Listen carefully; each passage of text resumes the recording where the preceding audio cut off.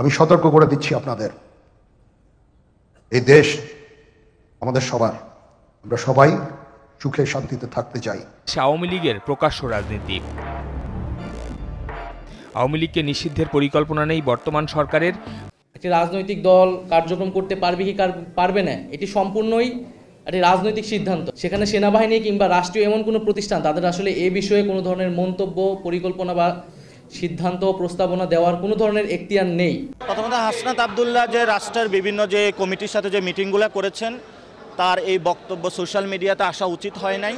আমরা মনে করি এটা শিষ্টাচার বর্জিত একটি স্ট্যাটাস হয়েছে। আপনাদের যাদের কাজ ক্যান্টনমেন্টে, আপনারা ক্যান্টনমেন্টেই থাকুন।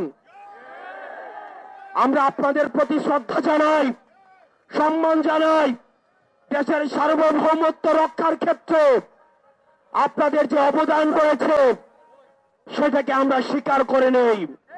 যেভাবে ক্যান্টনমেন্টের বিভিন্ন দপ্তর উপদপ্তরের মধ্য দিয়ে আপনারা রাজনীতিতে যেভাবে নোংরা হস্তক্ষেপ করেছেন, 24 পরবর্তী বাংলাদেশে রাজনীতি নিয়ন্ত্রণ করবে শুধুমাত্র রাজনীতিবিদরা।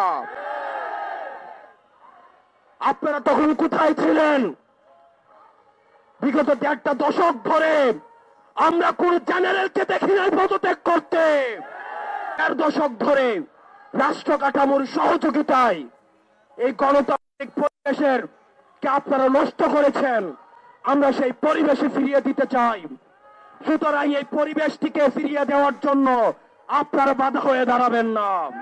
ক্ষমতার কাছাকাছি যারা থাকে তাদের সামনে খুব সহজে কথা বলা যায়, কিন্তু যাদের সাথে শ্রদ্ধার সম্পর্ক, যাদের সাথে বিনয়ের সম্পর্ক, তাদের সামনে আসলে কথা বলতে একটা সংকোচ কাজ করে, কারণ এটা ভুল হওয়ার একটা সম্ভাবনা থাকে। তো আমার ভুল মার্জনা করবেন।